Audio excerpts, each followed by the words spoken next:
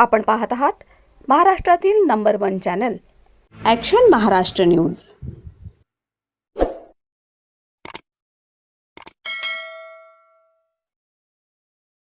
नमस्कार, action Maharashtra news चॅनलमध्ये आपलं सगळ्यांचं स्वागत आहे।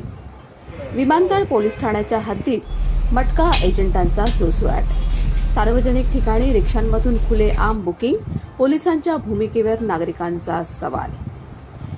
विमानतळ पोलीस ठाण्याच्या हद्दीत अवैध मटका व्यवसाय पुन्हा डोकेवर काढत असल्याची चर्चा नागरिकांमध्ये सुरू झाली आहे।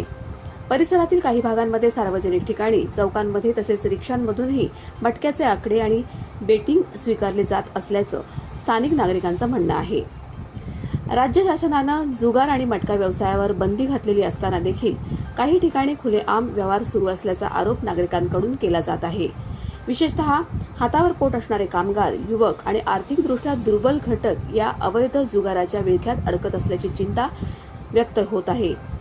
स्थानिक नागरिकांच्या मते झटपट पैसे कमवण्याच्या आशेने अनेक जण मटक्याच्या आहारी जात आहेत। परिणामी अनेक गरीब कुटुंबाची आर्थिक घडी विस्कटली असून कुटुंबांमध्ये वाद, कर्जबाजारीपणा आणि सामाजिक समस्या वाढताना दिसत आहेत। अवैध मटका व्यवसायाबाबत वेळोवेळी कारवाया होत असल्या तरी प्रत्यक्षात काही ठिकाणी पुन्हा त्याच पद्धतीने व्यवहार सुरू असल्याचं चित्र दिसत आहे। त्यामुळे कायद्याचा धाक राहिला आहे का, असा प्रश्न उपस्थित होत आहे।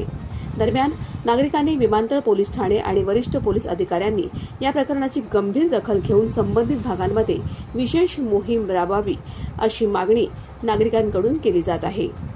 अवैध धंद्यांवर कारवाई करून परिसरातील युवकांना आणि कुटुंबांना या विळख्यातून वाचवण्यासाठी पोलीस प्रशासन ठोस पावले उचलणार का, याकडे आता सगळ्यांचं लक्ष लागलं आहे। Action Maharashtra news, Pune.